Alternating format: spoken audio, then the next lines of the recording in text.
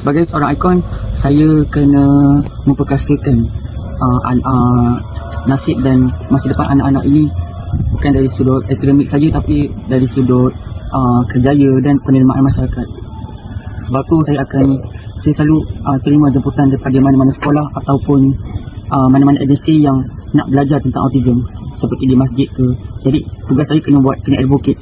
Saya selalu pergi ke masjid dan jabatan agama untuk buat forum kesedaran autism supaya orang sekeliling lebih cakap, terutama dalam bab ibadah dan semuanya. Sebab macam saya cerita tadi tentang anak syurga tu, banyak orang salah faham.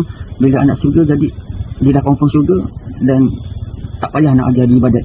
Tapi itu adalah pemahaman yang salah lah, yang melencong daripada ajaran Islam yang sebenar. Sebenarnya ibu bapa kena, walaupun anak tu memang anak syurga, tapi kita kena masih ada harapan, berharap yang anak ni, kita taklah yakin secara pasti anak tu masuk syurga, tapi kita masih kena ada rasa pengharapan kepada Allah Subhanahu Wa Taala, dan kena ajar anak-anak ini ilmu agama macam tu.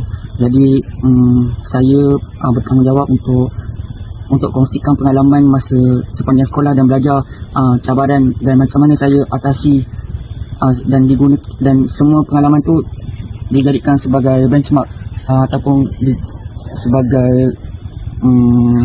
sebagai penanda aras untuk masa depan anak-anak autism yang lain.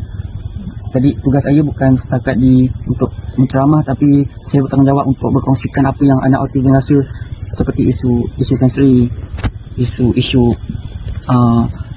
tingkah laku macam tu. Jadi sekolah tak boleh melihat kepelikan dan tingkah laku yang pelik pada anak autism sebagai anggaplah ia sebagai komunikasi. Kalau anak tu meltdown, bukan bermakna dia ngamuk, tapi dia nak berkomunikasi, tapi dia tak tahu cara nak berkomunikasi yang betul.